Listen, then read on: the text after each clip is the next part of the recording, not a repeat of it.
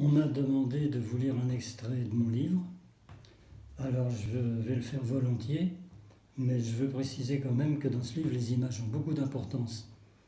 Elles doivent être lues, pour ainsi dire, en même temps que le texte. Et ceci dit, je vais donc commencer par le début, tout simplement. C'est parti. Nous ne connaissons pas le début de notre histoire et nous ne saurons pas la fin. Elle se déroule sur une planète emportée parmi d'autres dans un univers sans limite.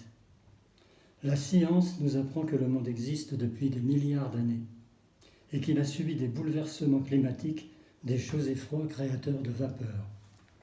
Cette vapeur est retombée en eau dans des creux immenses, nos futurs océans. Des orages chargés d'électricité grondaient dans le ciel. Les rayons du soleil, la foudre, provoquèrent dans l'eau des réactions chimiques qui favorisèrent, voici plus de 3 milliards d'années, l'éclosion de la vie sous la forme d'organismes primitifs minuscules. Moins 2 milliards d'années. À partir de ces organismes, des espèces végétales et animales se développent.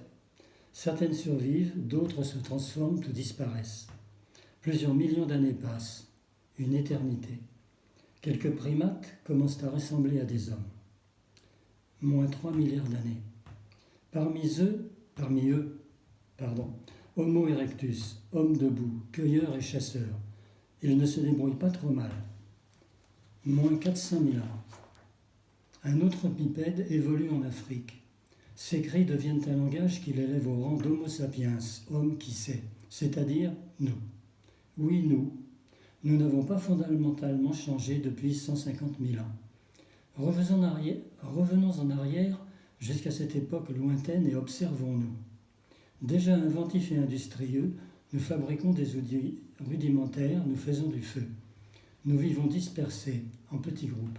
Notre population augmente, nous manquons bientôt d'espace et de gibier. Alors nous partons, sans destination précise. En quelques millénaires, nous peuplons le monde. Le langage s'affine et notre pensée se développe. Nous nous posons des questions sur nos origines, sur le temps qui passe. Nous enterrons nos morts. Très tôt, nous cherchons à faire de l'art, activité qui pourtant ne semble pas utile à la survie. Nous trouvons un moyen de laisser des empreintes de nos mains sur la roche.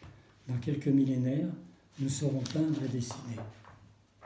Voilà, je pourrais continuer, mais je préfère m'arrêter pour préciser que ce livre est donc l'histoire du monde, mais c'est surtout l'histoire des peuples.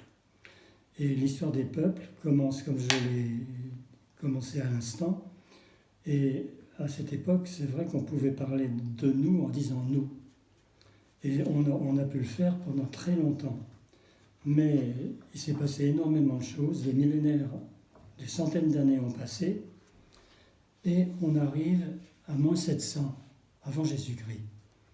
En ce monde à présent, nous sommes environ 100 millions d'individus, tous de même origine, mais devenus différents selon les climats et les ressources des régions que nous habitons. Beaucoup se reconnaissent dans un peuple ayant sa propre langue, ses coutumes, un mode de vie particulier. Chacun cherche à délimiter son territoire. Nos relations, de conflits en alliance, se compliquent, et depuis longtemps, en considérant les hommes et les femmes d'un autre peuple, nous ne pensons pas nous, mais eux.